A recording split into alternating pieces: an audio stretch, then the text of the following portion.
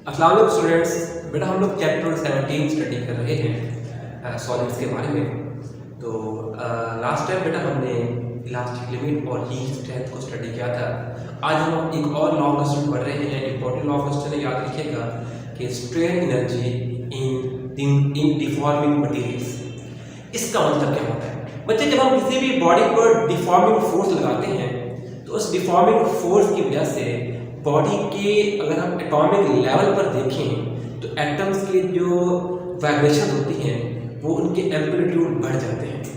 जब एटम एक अपनी मेन पोजीशन से कुछ एम्पलीट्यूड पे चला जाता है तो वो वापस आता है तो उसके अंदर कुछ ना कुछ एनर्जी स्टोर हो जाती है। ये बिल्कुल इसी तरह से है जैसे आप एक स्प्रिंग को खींचें। जब बेटा आप एक स्प्रिंग को खींचेंगे तो आपकी जो अप्लाइड फोर्स होगी वो सारी की सारी स्टोर हो जाएगी स्प्रिंग के अंदर एज रिस्टोरिंग फोर्स। यही फोर्स जो है, क्योंकि हमने वर्क किया है बॉडी के ऊपर, ये हमने फोर्स लगाई।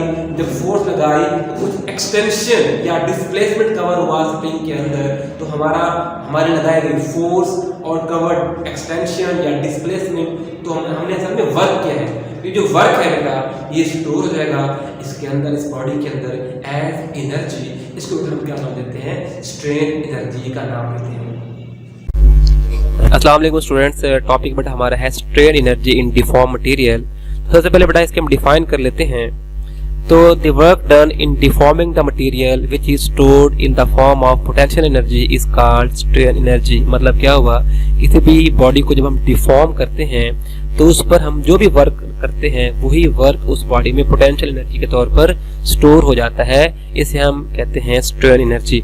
या इन टर्म ऑफ हम एटॉमिक लेवल या मॉलिक्यूलर लेवल पर जाके बात करें तो जो हम एनर्जी प्रोवाइड करते हैं उस एनर्जी से मॉलिक्यूल्स कुछ डिस्प्लेसमेंट कवर करते हैं। हमने फोर्स लगाई, डिफॉर्मिंग फोर्स, मॉलिक्यूल ने डिस्प्लेसमेंट कवर किया, तो फोर्स और डिस्प्लेसमेंट से जो वर्क हुआ वही वर्क जो हो जाता है स्टोर हो जाता है बॉडी में पोटेंशियल एनर्जी के तौर पर।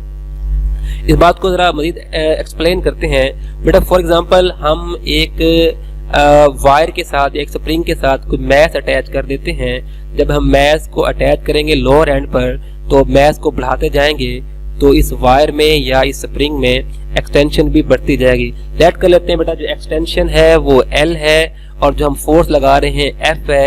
यहाँ पर जो अप्लाइड फोर्स है वो उसको हम स्ट्रेस कहेंगे और एक्सटेंशन को हम क्या कहेंगे? स्ट्रेन कहेंगे। फिर हम लोग इस स्ट्रेस और स्ट्रेन के दरमियान में एक ग्राफ ड्रॉ करेंगे और बेटा ग्राफ कुछ हमारे पास जो आएगा वो कुछ इस तरह से आएगा कि स्ट्रेस की डिफरेंट वैल्यूज के लिए हमारे पास स्ट्रेन की डिफरेंट वैल्यूज आएंगी। यहाँ पर जो है स्ट्रेस की पहली वैल्यू F1 है, दूसरी वैल्यू F2 है। F1 के लिए जो स्ट्रेन आई है वो L1 आई है। इसी तरह से बेटा F2 स्ट्रेस के लिए जो स्ट्रेन आई है वो हमारे पास क्या आई है? L2 आई है। अब अगर हमें वर्क डन मालूम करना है तो बेटा वर्क जो है वो मालूम कर सकते हैं हम लोग इस स्ट्रेस स्ट्रेन ग्राफ का एरिया मालूम करके। अब इसका एरिया हम कैसे मालूम करेंगे? देखें यहाँ पर हमारे पास पहले स्ट्रेस F1 है, उसके लिए स्ट्रेन बेटा क्या है? हमारे पास L1 है। तो अगर आप देखें तो हमारे पास एक ट्रायंगल आ गई AOB। इस ट्रायंगल का अगर हम एरिया मालूम कर लें तो हमारे पास F1 स्ट्रेस और L1 स्ट्रेन के लिए जो एनर्जी है, जो वर्क है वो मालूम हो जाएगा।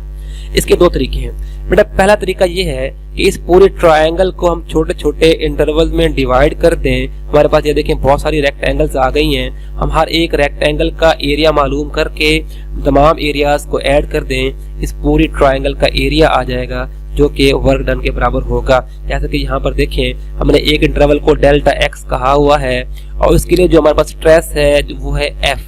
तो इस इंटरवल का वर्क मालूम हो जाएगा।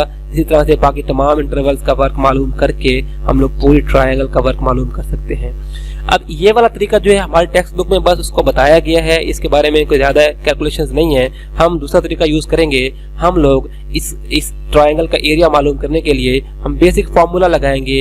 एरिया ऑफ ट्रायंगल का वो होता है 1/2 बेस इंटू विड्थ। अब हमारे पास 1/2 ओ ए हमारे पास, ये देखें ये हमारे पास बेस आ गई और ए भी हमारे पास क्या आ गया, परपेंडिकुलर, या इसको आप लेंथ कह लें। अब ओ ए जो है वो रिप्रेजेंट कर रहा है L1 को, और हमारे पास जो ए बी है वो रिप्रेजेंट कर रहा है किसको, F1 को। तो हमारे पास ये फार्मूला इस तरह से आ जाएगा, W = 1/2 ओ ए की जगह पर L1 और ए बी की जगह पर F1। अभी जो फॉर्मूला आया हमारे पास, यही वर्क जो है ये बन जाएगा energy stored in the deforming material. अब इसको हम मजीद आगे सॉल्व करते हैं, in term of elastic modulus लेके आते हैं। अब in term of elastic modulus लेके आने के लिए पहले कुछ चीजें देख लेते हैं। फर्स्ट क्या, ए जो है इस वायर का क्रॉस सेक्शन एरिया है और एल जो है total length of the wire है। हम जानते हैं इलास्टिक मॉडुलस का फॉर्मूला होता है स्ट्रेस बाय स्ट्रेन। स्ट्रेस को हम जानते हैं ये होती है फोर्स पर यूनिट एरिया, और स्ट्रेन क्या होती है, change in length bye original length. इस केस के अंदर जो स्ट्रेस है वो बेटा F1/A है। F1 हमारे पास स्ट्रेस है और ए एरिया, बाय ये वाला बाय वैसे आ गया, और स्ट्रेन क्या होती है, चेंज इन लेंथ, जो L1 लेंथ में चेंज हुआ था, ओरिजिनल लेंथ L है तो L1/L। इसको आप, ये डिवाइड है, इसको आप जब मल्टीप्लाई करेंगे तो ये हमारे पास L ऊपर चला जाएगा और L1 नीचे आ जाएगा। तो ये वाला फार्मूला कुछ इस तरह से मॉडिफाई हो जाएगा। इसमें से हमने वैल्यू निकालनी है F1 की। अगर F1 की वैल्यू निकालनी है तो ये वाले सारे फैक्टर्स जब उस साइड पे E के साथ लेके जाएंगे, रीअरेंज करके सॉल्व करके F1 हमारे पास क्या आ जाएगा, EA L1/L। तो ये F1 का जो वैल्यू आई F1 की, इसको हम पुट कर देंगे इक्वेशन 1 में, जो हमारे पास आई थी W = 1/2 L1 F1। इस F1 की जगह पर आपने ये सारी वैल्यू पुट करनी है। जब आप वैल्यू पुट करेंगे तो कुछ इस तरह से रिलेशन आ जाएगा 1/2 L1, और ये वाली वैल्यू आपने पुट कर दी किसकी बेटा, F1 की, इस फॉर्मूला के अंदर। अब ये जो L1 है और ये वाला L1 शुरू वाला, ये दोनों मिलके L1 का स्क्वायर हो जाएगा। तो ये है वर्क डन, जो हमने वर्क किया इस बॉडी को डिफॉर्म करने के लिए, और यही वर्क जो है बन जाएगा क्या, हमारे पास स्ट्रेन एनर्जी के तौर पर बॉडी में स्टोर हो जाएगी। तो ये लॉन्ग डिस्टेंस है, आपने पूरा तैयार करना है। आपका कल टेस्ट भी है, और टेस्ट में यहाँ तक आपका सिलेबस शामिल है। इंशाल्लाह टेस्ट दीजिएगा और जमा कराइएगा। अल्लाह हाफिज़।